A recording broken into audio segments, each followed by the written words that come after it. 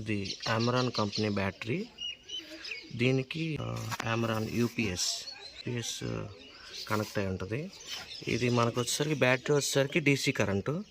ఇక్కడ DC current నుంచి మనం ఈ యూపీఎస్ అనేది ఏసీ కరెంటు మనకి కన్వర్ట్ చేసిద్ది. ఇక్కడ నుంచి మనం యూపీఎస్ అవుట్ ఉంటుంది.